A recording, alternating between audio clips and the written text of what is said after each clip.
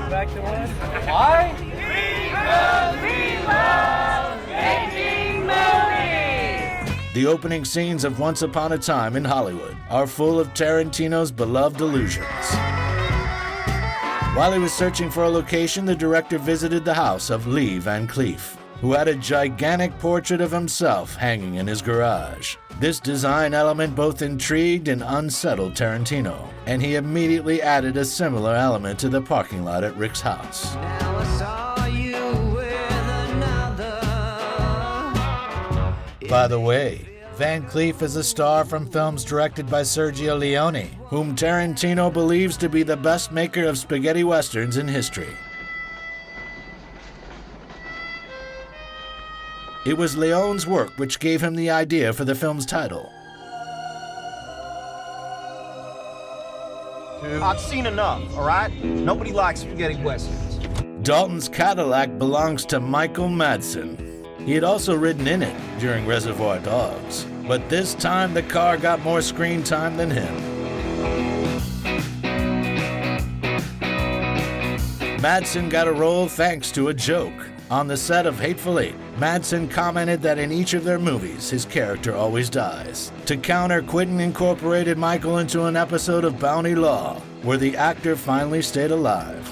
Yeah, well, you know, most people just ain't partial to seeing dead bodies. The beginning of the picture shows Sharon Tate with Roman Polanski, who is played by Rafael Zararuja. Oh, fuck you, Dr. Saperstein.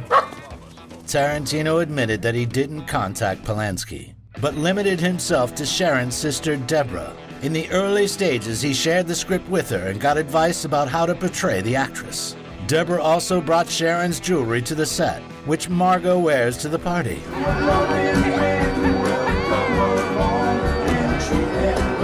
After the film was released, some of the viewers were disappointed that one of the main characters of the story had so few lines and less than 5 minutes of screen time. Tarantino explained that he had shown everything exactly as he had planned, and was even irritated with the people who thought that a character's importance to the plot had anything to do with the number of lines in the script. Tate's appearance was a moment of light and happiness in life. That's great. One of the most key moments is when Margot Robbie, playing Tate, watches footage of the real Sharon on screen, and the viewer is watching her, watching Sharon. 3 levels demonstrating the magic of film.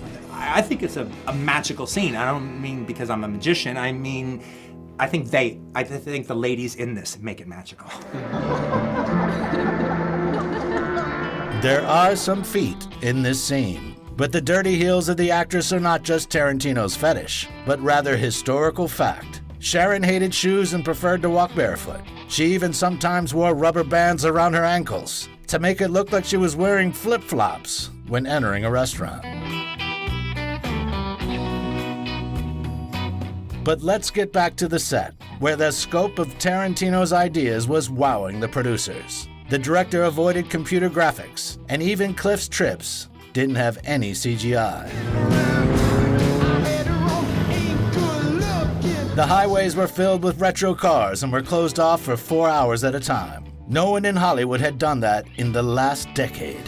That's not the case, and you know it. CGI was only used in the scene from The Great Escape, when Dalton replaced Steve McQueen.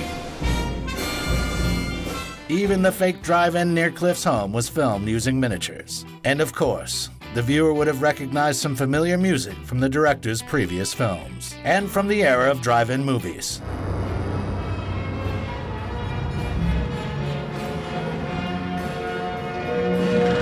Quentin's enthusiasm was contagious when led to the car manager Stephen Butcher to get access to a Ford Galaxy, which was used by the members of the Manson family and enabled him to create an exact copy.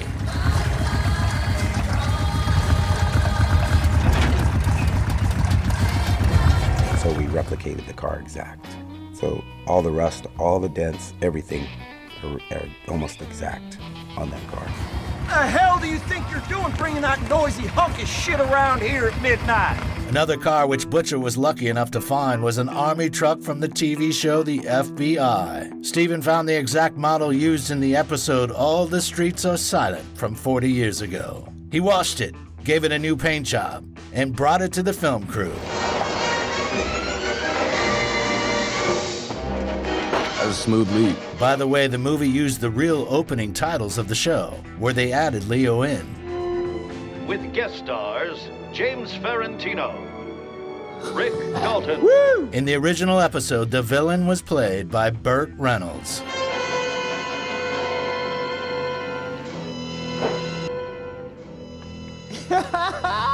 Robert Richardson said that the highlight of his career was filming the scene in the restaurant where he captured DiCaprio, Pitt, and Pacino in one frame. Oh, is that your son? No, that's my stunt double, Cliff Booth, yeah. During this conversation, there are a few flashbacks, including the song Green Door, which was only Leonardo's third attempt at singing in front of the camera. Pull the mask off the old Lone Ranger and you don't mess around with Jim. My flying machine and it's up she goes, up she goes. It's an old piano and they play it hot behind the green door. Also, Leonardo's genuine reaction to the flamethrower. Yeah, that's right. All right, that's too hot. Anything we can do about that heat? Rick, it's a flamethrower. Yeah. Another improvisation was Cliff Booth's phrase. You're Rick fucking Dalton. Don't you forget it. A phrase which Pitt himself heard at the dawn of his own career. In the mid-90s, the actor had a tag-along acquaintance whom Brad would characterize as your average freeloader. He was of absolutely no use except for the fact that when Pitt would start to complain about the setbacks in his career, the guy would say to him, "Hey man, don't forget, you're Brad fucking Pitt." And you know what? It soothed me. It soothed me. Rick fucking Dalton. DiCaprio was surprised by how difficult the role of Dalton was for him. Whoa, whoa. Hey, I'm sorry about that. I'm sorry about that. here, put these on. Playing a mediocre actor turned out to be much harder than he anticipated. Amateurs try and take men in alive. Amateurs usually don't make it. Something which helped him to enliven the character was adding a memory problem. Damn it, I fucked this whole thing up. Sam, I did. I fucked this whole thing up. Can we just go back, please? Can we just cut? Can we just cut? Tarantino hadn't written that in the script, but Leo insisted that they film a version including that aspect. Later, he improvised the nervous breakdown in the trailer. I practiced them, and now I don't look like I goddamn practiced them. You're sitting there like a fucking baboon. At first, the director didn't like the idea, but later he added it to the picture because he thought that detail helped to deeper understand the character's problem with alcohol. Stop fucking drinking.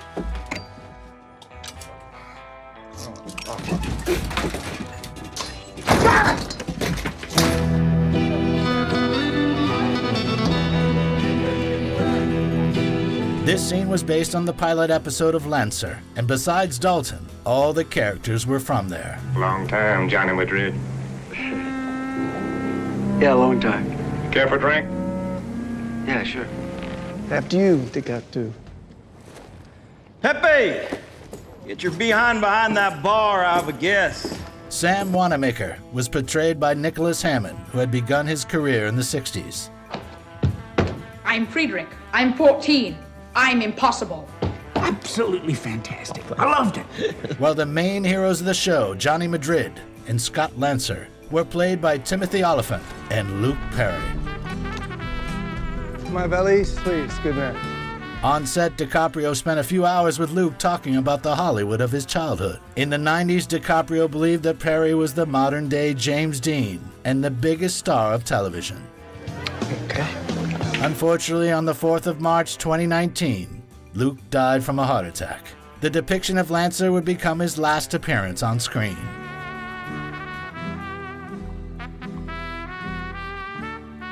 In a tragic coincidence, 4 months before that, Wayne Maunder passed away, the actor who played Lancer in the original television show. There are more allusions to Quentin's films among the characters. You know my wife, Janet, don't you? Yeah. Steer clear of her. The married stunt coordinators played by Zoe Bell and Kurt Russell hint at Death Proof, where Bell played herself. Agility, reflexes, nimbleness. There's few human beings that can fuck with Zoe on that front. him, I like you too. Since before that, she had become famous as Uma Thurman's double in the Kill Bill trilogy. And Kurt played stuntman Mike. I've been running so long. Russell also lent his voice to narrate Once Upon a Time in Hollywood. Around 10, Sharon and her friends left El Coyote and arrived back at her house. The actor knew of the story not just from hearsay. The young Julia Butlers epitomized all the children of Hollywood. It's the actor's job to strive for 100% effectiveness. Naturally, we never succeed, but it's the pursuit. In the 60s, Russell often played similar roles, but unlike thousands of his competitors, he was able to fasten himself firmly on the film industry. Call me Snake. Kurt is the only child TV actor whose career is flourishing to this day. At 69, the actor continues to participate in A-list movies. Hey, Randy. Cliff. Another reference to the children is the girl who sells Cliff the special cigarette. You smoke it, it gets you high. How much? 50 cents. More than 10 years ago, Pearl Haney Jardine played Bibi in Kill Bill Volume 2. Freeze, Mommy. Bang, bang! Oh! Each character is important in the narrative, but Charles Manson and his family were unusual antagonists. They were pure evil personified. I can almost taste it now. Oh, it's sweet as wine. Damon Herman played the head of the popular Hollywood sect twice that year, playing in Tarantino's film and also in David Fincher's TV show. Let's talk about August 9th, 1969. That is gone in the past, and when it is gone, it is gone, brother. He only appeared for a few minutes in Once Upon a Time in Hollywood. Another scene with Charlie was left on the editing table. Oh, gosh dang it. Damn it. Looks like I came all the way down here for nothing. Much more time was given to Margaret Qualley, who played Pussycat. Want me to stop your car while driving? Pussycat lured men to Spahn Ranch, where they were either robbed or initiated into the sect. Man, Charlie's gonna dig you. Dakota Fanning also found a spot in the family. You back there? Door at the end of the hallway. As well as 3 representatives of Hollywood dynasties. Harley Quinn Smith, the daughter of Kevin Smith. Mia Hawke, the daughter of Ethan Hawke and Uma Thurman. Shit. Sorry, I forgot my knife in the car. Can I go back and get it? Yeah, sure. Okay. And Rumer Willis, the daughter of Bruce Willis and Demi Moore. But before we get to the finale and the main appearance of the Manson family, we should mention the trip to Italy, where Rick not only acts in a film directed by Quentin's beloved Sergio Corbucci. Sergio who? Sergio Corbucci. Hey, who's that? The second best director of spaghetti westerns in the whole wide world. But also by Antonio Margheriti. Spaghetti secret agent James Bond ripoff type flick called Operazione Dynamite, directed by Antonio Margheriti. Margheriti. This was not just a reference to Inglourious Basterds, but the name of a popular Italian director whose career was just getting started in the 70s. You'll face the judge and he won't be Dalton returns from his trip with a wife in tow. And his brand spanking new Italian wife, starlet Francesca Capucci. Francesca Capucci was played by Lorenza Izzo, the wife of Eli Roth, Tarantino's longtime friend who acted in Death Proof and Inglourious Basterds. Another interesting scene is the one in the plane where Margot Robbie is a stewardess. Well, that looks delicious. Enjoy, sir. Which is a reference to the TV show Pan America, where the actress had one of the main roles. All the flights in that film are operated exclusively by that airline.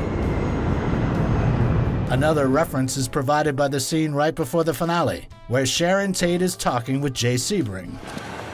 What's going on at the Dirty Movie Place? Well, they're having a premiere. Dirty movies have premieres? Yeah, they're fun. The movie theater that the characters are talking about belongs to Quentin and is called the New Beverly. It no longer plays erotic films, but rather the director's favorite pictures. Tarantino often appears there and writes reviews or articles which are published on the theater's website. Summaries of the old films and critiques of directors are just another way to touch the surface of the layers of knowledge in his head. It's fascinating. He's a genius, you know. I mean a once in every 50 or 100 years kind of genius. What are you, 12? Hey, do you like our work? Let us know with your like and comment. Push that subscribe button and share with your friends. If you want to support the project financially, become our sponsor on Patreon or YouTube sponsorship. Thank you.